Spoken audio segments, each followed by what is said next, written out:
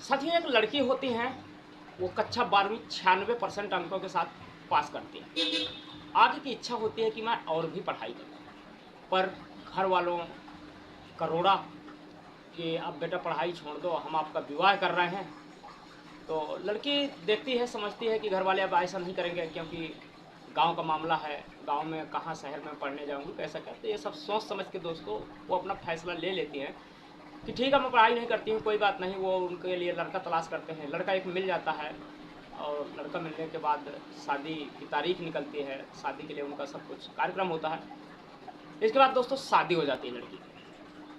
फिर भी लड़की क्या करती है, शादी होते होते ही उनको मौका मिलता है तो एक बार ग्रेजुएशन में एडमिशन करवा देती है।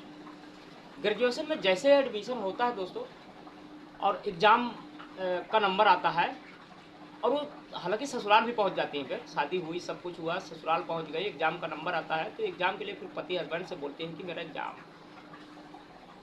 पति ये बात माता पिता को बताते हैं कि इनको एग्ज़ाम देने जाना है। तो माता पिता कहते हैं कि नहीं नहीं नहीं नहीं, एग्ज़ाम नहीं का, यहाँ चूल्हा चौका बर्तन ये सब करना होगा, आपका पढ़ लिया, बहुत कम पढ़ के कलेक्टर बन चुकी है, कुछ ऐसा बोलते हैं। ऐसा बोलने के बाद दोस्तों होता क्या है कि फिर पति किसी भी तरीके से उनको एग्ज़ाम की व्यवस्थाएं कराता है, एग्ज़ाम दिलवाते हैं। अब आए दिन जब से एग्ज़ाम होता है तो आए दिन झगड़ा होने लगता है उनके घर में, यानी कि ससुराल पक्ष में सास ससुर से झगड़ा होने लगता है। सास ससुर से झगड़ा होने पे दोस्तों जब झगड़ा तेज़ी से बढ़ने लगता है तो उनके पति भी कुछ नहीं बोल पा रहे हैं, क्योंकि माता पिता हैं उनके। ऐसा होते होते काफ़ी दिन तक हो गया दोस्तों, और उन्होंने अपनी पढ़ाई जारी रखी लड़की ने। इसके बाद होता क्या है कि केस फाइल कर देती है, वो लड़की केस फाइल कर देती है, लेकिन डिवोर्स का। और दोस्तों कुछ महीनों तक केस चलता है, और दोनों राजी राजी से मान लो एक तरीके से डिवोर्स में अपने अपने साइन कर देते हैं और अलग हो जाते हैं, यानी कि डिवोर्स हो जाता है। जैसे ही फाइनली डिवोर्स हो जाता है दोस्तों, लड़की आती है और कुछ भी करके अपना तौर तरीके से पढ़ाई करती है, बहुत अच्छी मेहनत के साथ पढ़ाई करती है। अब दौर, क्योंकि उनका लक्ष्य था यूपीएससी क्रॉस करना, यूनियन पब्लिक कमीशन सर्विस को क्रॉस करना, यानी कि आईएएस बनना, आईपीएस बनना, ये उनका लक्ष्य था। क्योंकि अच्छे परसेंट मार्क्स आए थे, 96% मार्क बहुत होते हैं दोस्तों। तो उनका लक्ष्य था कि मुझे कुछ बनना है, बनना है। पति जो है उनके पहले से जो भी डिवोर्सियर पति हो गए, वो बाबू थे, कहीं किसी मतलब काम थे, सरकारी कामकाज में बाबू ही थे। होता क्या दोस्तों कि ऐसे होते चलते रहता है। अब यूपीएससी बहुत 2 साल के अंदर वो क्रॉस कर जाती है, और जैसे 2 साल के अंदर वो क्रैक करके होते हैं दोस्तों, ट्रेनिंग के लिए जाते हैं। ट्रेनिंग के बाद उनको ज्वाइनिंग दी जाती है। ज्वाइनिंग देने के बाद दोस्तों होता क्या है कि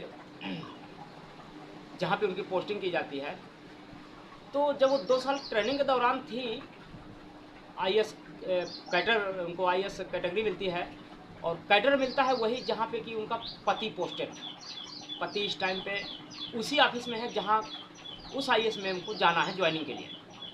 कुछ नहीं दोस्तों, पहले वाले कलेक्टर को वहाँ से ट्रांसफ़र हो चुका होता है। बहुत ही गहमा गहमी होती है सुबह 10 बजे कि नई मैडम आ रही हैं, जो भी हैं मैडम हैं, कलेक्टर हैं वो। और ऐसे करके दोस्तों सभी लोग इंतज़ार में होते हैं, सभी लोग गुलदस्ता लिए होते हैं। मैडम आती हैं, आने के बाद बहुत अच्छी खूबसूरत साड़ी के साथ, और पावर वाला चश्मा उनकी आंखों में होता है, एक हाथ में मोबाइल होता है, एक हाथ में डायरी होती है। इसी के दौरान दोस्तों अब वो एक हाथ में जब देखते हैं कि गुलदस्ता लेके खड़े हैं लोग, बड़े बाबू लोग वहाँ के ऑफिस के, तो एक हाथ में वो मोबाइल और डायरी एक हाथ में पकड़ लेती है, एक हाथ से गुलदस्ता लेना शुरू करती हैं, और सबका अभिवादन स्वीकार करते हुए अपना आगे बढ़ते रहती हैं। और आगे बढ़ते बढ़ते दोस्तों आप अपने केबिन, जहाँ भी उनका ऑफिस है, ऑफिस पे पहुँचते हैं। ऑफिस पे पहुँचने के बाद दोस्तों सबसे वो परिचय करवाते हैं बड़े बाबू कि ये यहाँ जो भी लोग हैं किस पोस्ट पर हैं। तो वो उनके तलाक वाले पति जो होते हैं, प्रेम सैनी, वो दोस्तों सेकंड लाइन की लास्ट में खड़े होते हैं, क्योंकि 20-25 लोग होते हैं तो छोटी जगह में लाइनें 2 हो गई।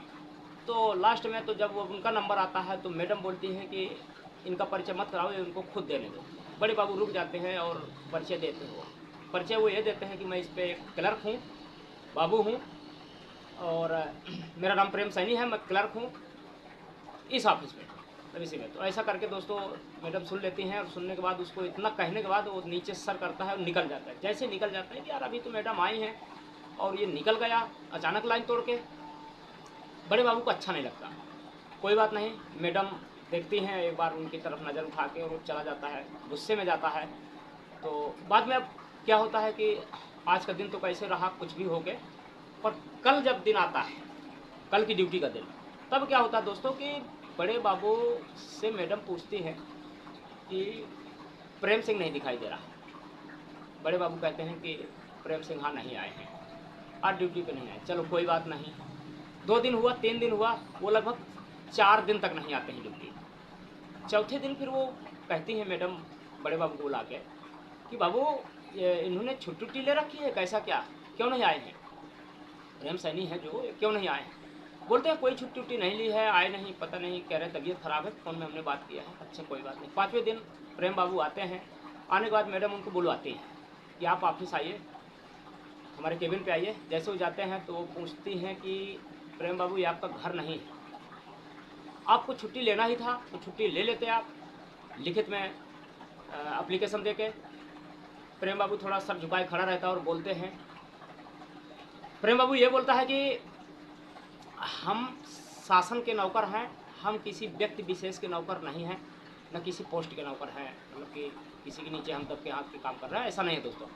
इसके बाद क्या होता है दोस्तों कि फिर कुछ नहीं, गुस्सा होकर फिर अपना चला जाता है।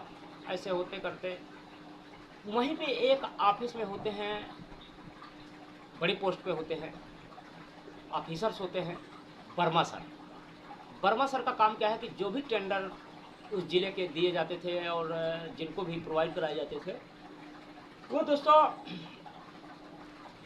उन पे से कमीशन लेते थे और उनके साइन के बगैर वो सब कुछ प्रोवाइड नहीं हो पाता था, किसी को टेंडर नहीं जा पाता, उनके साइन होना बहुत ज़रूरी था। हालांकि जो पिछले कलेक्टर थे वो भी दोस्तों कहीं ना कहीं इस घूस के मामले में इन्वॉल्व थे उस अधिकारी के साथ। होता कुछ है दोस्तों कि अब धीरे धीरे वो इंटरफियर करने लगी मैडम जी, जब वर्मा सर के बारे में पता चला तो इंटरफियर करने लगी। वो थोड़ा गुस्सा होने लगा वर्मा सर कि मेरा काला काला काला धंधा चलने नहीं दे रही। एक दिन क्या होता है दोस्तों कि बहुत बुरा भला मैडम के लिए वो बोल रहा था सभी लोगों के बीच में, वर्मा, क्योंकि इन बाबुओं से तो सीनियर था वो, तो भला बुरा बोल रहा था। तो इससे बोलते बोलते दोस्तों ये जो प्रेम सैनी होते हैं ये कुछ कह देते हैं, कुछ जैसे ही कह देते हैं तो लपटा लपटी हो जाती है, क्योंकि अपने आप को ऑफिसर से मान रहा है तो लपटा लपटी हो जाती है, यानी कि एकदम गुत्थम गुत्थी दोस्तों। तो फिर लोग आते हैं वहीं सब होते हैं, छुड़वाते हैं, फिर सोचते हैं कि यार क्या हो गया, ऐसा क्या हुआ इनके दोनों के बीच में, सब समझते हैं बात को। तो पर फिर भी सभी लोग ये दिमाग लगा रहे हैं अकेले में कि कलेक्टर के प्रति ये कुछ बोल रहा था तो प्रेम को क्यों गुस्सा आया। ये बहुत ऐसी बात थी, कुछ नहीं होता दोस्तों। अब 2-4 दिन टाइम बीतता है, ये बात मैडम को पता चलती है। इसके बाद होता है कि एक दिन वहीं पे मंत्री जी को आना था, मंत्री जी को आना था तो उसमें कार्यप्रणाली की व्यवस्था में मंत्री और मुख्यमंत्री ये लोग जब आते हैं तो कलेक्टर उस पर इन्वॉल्व रहती है, सब पूरी सुचारू व्यवस्थाएँ देखती हैं। तो मंत्री जी को आना था, ये पता जैसे ही लगता है बाबू बताते हैं कि मंत्री जी का आगमन है, मैम जी, तो सब व्यवस्थाएं की जाती हैं। पर क्या होता है कि एक दिन पहले ही वो कह देते हैं सबको कि कल थोड़ा सुबह जल्दी आ जाइएगा सभी लोग ड्यूटी पे, क्योंकि व्यवस्थाओं को देखना होगा, मंत्री जी आना है, जायजा लेने वो कुछ भी, तो थोड़ा अच्छा रहे, माहौल अच्छा रहे। सब कोई दिखाई दे देता है लेकिन प्रेम सैनी बाबू दिखाई नहीं देता। मैडम पूछती हैं कि बाबू, बड़े बाबू से पूछते हैं कि आपने फ़ोन किया, प्रेम सैनी तो गायब चल रहे हैं अभी भी, आए नहीं, आए तो मंत्री जी को आना है, सभी लोग तो आ गए हैं। बात ये होती है दोस्तों कि बात करते हैं तो पता चलता है कि बात करने के बाद जब बड़े बाबू बात करते हैं तो पता चलता है कि ये हॉस्पिटल में एडमिट है।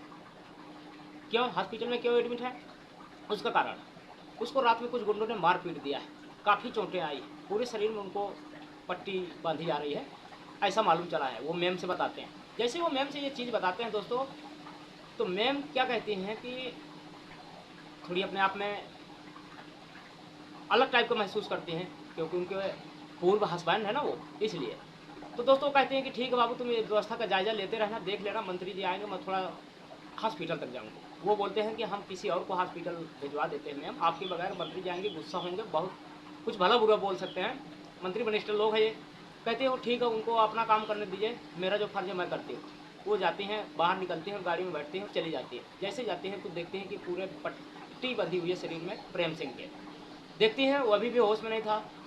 ये सब देखने के बाद दोस्तों जब होता है कि सब देख दाख के और नीचे आती हैं, डॉक्टरों से कहती हैं बहुत बेहतरीन इलाज करना है इनका, कोई भी चूक ना हो जाए, ध्यान रखिएगा, नहीं तुम्हारा अस्पताल वगैरह सब सील मिलेगा 2 मिनट के अंदर। बड़े बड़े सीनियर डॉक्टर भी उनकी बात को मान जाते हैं, सीएमओ से बात करती हैं जो चिकित्सालय मुख्य अधिकारी होते हैं। ये सब दोस्तों होने के बाद क्या होता है कि मैडम आ जाती हैं। अब 8-10 दिन से यहाँ ऑफिस के काम मैडम के पास बहुत ज़ोरदार, और जैसे लौट के आते हैं तो बोलते हैं कि मंत्री जी तो आके चले गए। बड़े बाबू बताते हैं कि मंत्री जी तो आके चले गए। मैडम बोलती हैं क्या बोल रहे थे? बोले बहुत उल्टा सीधा भला बुरा बोल रहे थे कि कलेक्टर मैडम को रहना चाहिए। ठीक है, वो अपना काम करके चले गए, कोई दिक्कत नहीं, मेरा जो काम था मैंने किया। ये सब होने के बाद दोस्तों होता क्या है कि 8-10 दिन बाद अब फिर वो प्रेम सिंह के बारे में, कहाँ है प्रेम सिंह बाबू, हॉस्पिटल से आएंगे नहीं, पता लेती रहती थी, किसी दूसरे के माध्यम से पता लेती रहती थी हमेशा। इसके बाद दोस्तों फिर अब जब प्रेम सिंह वापस डिस्चार्ज होकर घर आ जाते हैं, तो घर आने के बाद वो अब उनके घर जाती हैं मिलने। घर जाती हैं तो ड्राइवर और जो अंगरक्षक होते हैं, सुरक्षा गार्ड, उनको बाहर रोक देते हैं और अंदर एंट्री करते हैं। प्रेम सिंह एक अपने बेड पे लेटा हुआ था, बेड से ही बाहरी से उन्होंने देख लिया था कि लेटे लेटे वो अपनी दवा की एक शीशी और कुछ गोलियां बौखना चाह रहा, मतलब। तो क्या हुआ था दोस्तों कि गोली तो अपने हाथ में उठा लिया था, लेकिन शीशी बौखने का प्रयास कर रहा था, जो भी सिरप वगैरह था नहीं बौख पा रहा था। मैडम जाती हैं, उनको तुरंत उठा के पहले सिरप देती हैं और गिलास में पानी देती हैं। इसके बाद पूछती हूँ उनसे हाल चाल कि ये बताइए कि क्यों हुआ ये सब, और ये सब जो भी जिसने करवाया वो वर्मा ने करवाया है, मैं सब जानकारी कर ली हूँ, ऐसा बोलती है।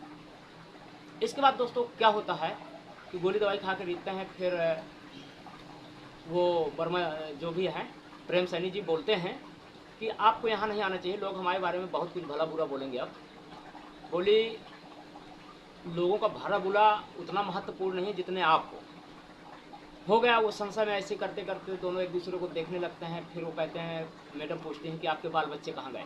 वो बताते हैं कि मैंने शादी नहीं की, बाल बच्चे नहीं मेरे पास कोई। फिर बोले आपने? कलेक्टर मैडम बोली कि मैं भी कैसे कर सकती, मेरे पापा ने तो कई बार प्रयास किया कि जल्दी शादी करके सेटल हो जाओ, लेकिन मुझे भी भरोसा था कि एक दिन आप शादी नहीं करेंगे, इसलिए आज तक हम भी खाली हैं, आप भी खाली हैं। दोनों ये बातें एक दूसरे की सुनते हैं दोस्तों तो गले चिपक जाते हैं, रोने लगते हैं।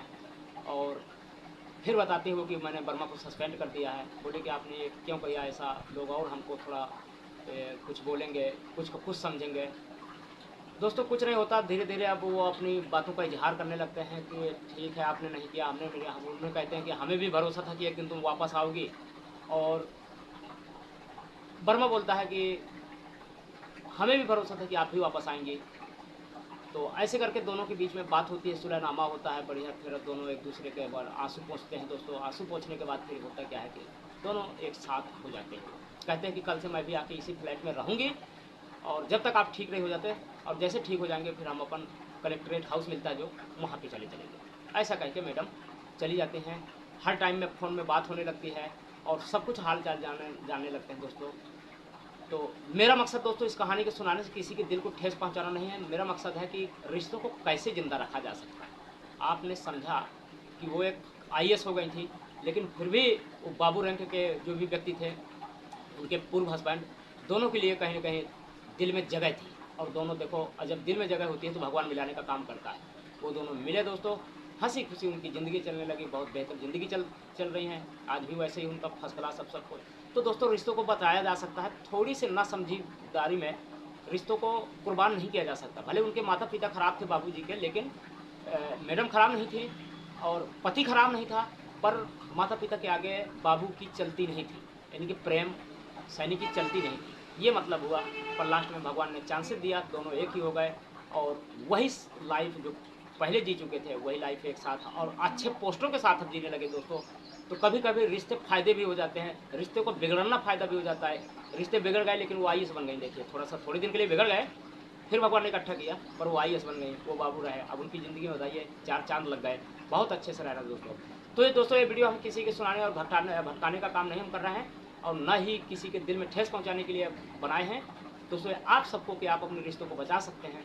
रिश्ते बड़े नाजुक होते हैं दोस्तों, एक बार टूटते हैं तो जल्दी जुड़ते नहीं, और यदि टूट के जुड़ें तो बहुत अच्छे भी हो सकते हैं यदि समझदारी रखोगे तो। दोस्तों नमस्कार, वीडियो पसंद आए लाइक सब्सक्राइब शेयर जरूर करें। अगले सीजन में ऐसी वीडियो आपको मिलते रहेंगे। थैंक यू दोस्तों, नमस्कार।